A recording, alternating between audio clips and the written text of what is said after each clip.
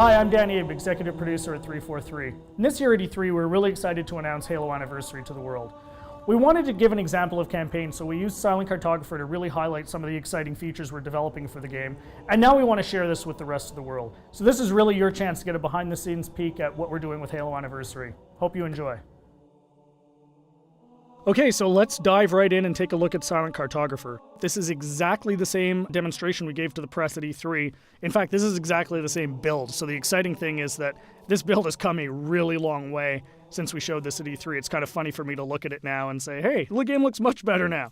So the first thing you're going to see immediately on the fly-in is the graphical upgrade. I mean, the game looks fantastic. We spent a lot of time really lovingly bringing this into the current generation and, working very hard to make sure that this looks like a current generation title, something everyone can look at and just say, wow, this game looks fantastic. But the big test is really, how does it feel? So let's take a look. So we're going to charge the beach here. First thing you're going to get a taste of when you pick up this game and start playing is that this plays exactly like the original. That was a core development principle for us, is this game needed to play exactly the way it did 10 years ago. I mean, this is the game that launched a generation of shooters, so we had to make sure that that feeling was identical to that experience that everybody remembered 10 years ago, because this is really a gift to the fans. This is a way to relive the experience of playing Halo 1 for the first time, so we really wanted to make sure it was identical. And the way we did that was actually a fun technical trick. We're actually running portions of two engines at the same time. So the underlying code, the code controlling how the game feels, how the AI reacts, all of that stuff, is a lot of it's the original Halo 1 code, and that was really the best way for us to ensure that the game played exactly the same as it did 10 years ago. But on top of that, we've layered a new graphics engine that allows us to, make the game look fantastic and look like a current generation title. So it's really a great mix of the two. So at the end of the day, your Halo fan gets a game that plays exactly like they remember, but looks like a current generation title. We get some other benefits from this as well. As I said earlier, and I say this all the time, the primary goal for this game is to make sure Halo fans can relive the experience of what it was like to play 10 years ago. And one of the big tools we have in our box to do that is Classic Mode. So what's Classic Mode? At the touch of a button, you can swap back and see how the game looked 10 years ago. So here it is. This is, Halo 1 10 years ago. And it's really a magical feature for Halo fans because this just lets you go back in time and see exactly how this game looked 10 years ago. But the fun part is you can come back at any time.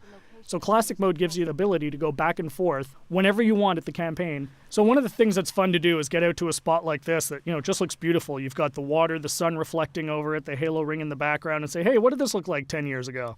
Touch a button, and there it is, right? I mean, it's really, really, really a lot of fun to go back and forth between the two modes. And this is something I personally get the most excited about.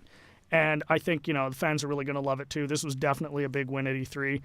As you can see, the other benefits you get from the new version is you've got the splash effects, the dust effects as you get back onto the beach. The game just looks great. The other thing that's fantastic is for the first time, we're going to have co-op over live for the campaign. So you can hop onto the Warthog with a buddy and just plow through this game and, start mowing down grunts and elites and, just team up with a friend. Get on, go, hook up on live and play through the campaign together. And, we think people are really going to love that too. I often say, what would Halo 1 be without the Magnum? And, of course, the Magnum's back. Everyone remembers that fantastically overpowered pistol that just enabled you to walk through and just mow through hordes of enemies. Tremendous amount of fun. So, we're excited to bring that back as well.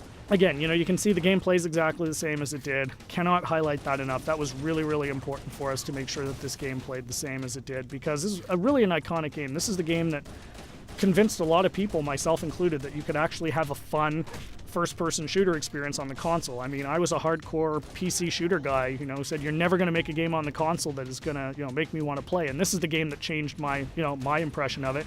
And it's the same for millions of Halo fans. And those fans, that's who this game is for. This game is really a labor of love for us here at 343, and we're really excited to be able to present it to you. So there's your sneak peek of Silent Cartographer. Really just the tip of the iceberg. We've got a lot more features we're going to announce as we get closer to launch. Come to Halo Fest at the end of August and see the whole game in action. See you then.